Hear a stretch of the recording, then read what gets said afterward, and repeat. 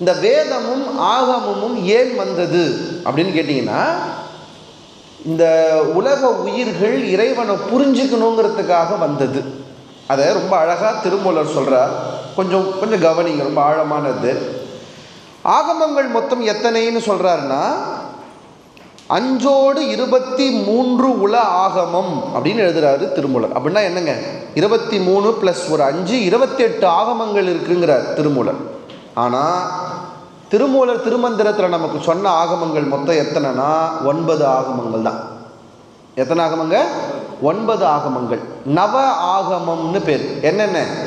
பெற்ற நல் ஆகமம் காரணம் காமீகம் உற்றநல் வீரம் உயர் சித்தம் வாதுலம் மற்ற அவ்யாமனமாகும் கலோத்திரம் துற்றநல் சுப்புரம் சொல்லும் மகுடமே அப்படின்னு 9 ஆகமம்.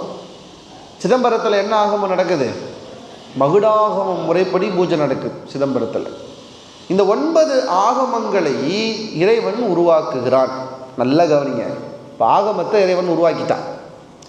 வேதத்தை இறைவனே முன்னின்று சொல்லுகிறான். வேதம் யாரு? வேத முதல்வன்கிறல்ல ஞானசம்பந்தன். வேதம் யாரு?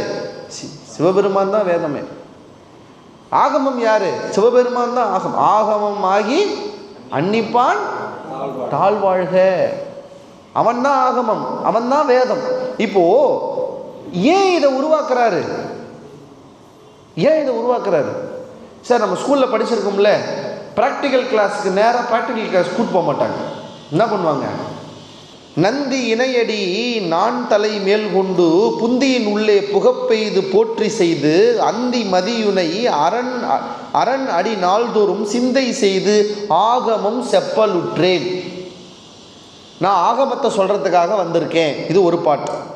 2வது பாட்டு, மாலங்கனே இங்கு யான் வந்த காரணம் நீலாங்கமே நீ என் நேரிழையால் ஒரு மூலாங்கமாக மொழிந்த திருக்கூத்தின் சீலாங்க வேதத்தை செப்பலுற்றேன். இந்த 2 பாட்டில் நம்ம தெரிஞ்சுக்க வேண்டியது, அவர் ஆகமத்தை செப்ப வந்தார், வேதத்தை செப்ப வந்தார். செப்ப வந்தவர் என்ன செய்தார்? அதுதான் அடுத்த கேள்வி. என்ன செய்தாராம்? இங்கே வந்தவர் நேராக, நல்லா ஞாபகம் வச்சுக்கோங்க, நான் இதை கொஞ்சம் உங்களுக்கு ஒரு ஆழமாக சொல்கிறேன். திருமூலர் உடம்போடவே வந்துட்டாரா கேட்டால் கிடையாது. சைவ சித்தாந்தம் ஒரு ஆன்மாவை இந்த பூமிக்கு அனுப்பும்போது எப்படி அனுப்புமா தெரியுமா? முதல்ல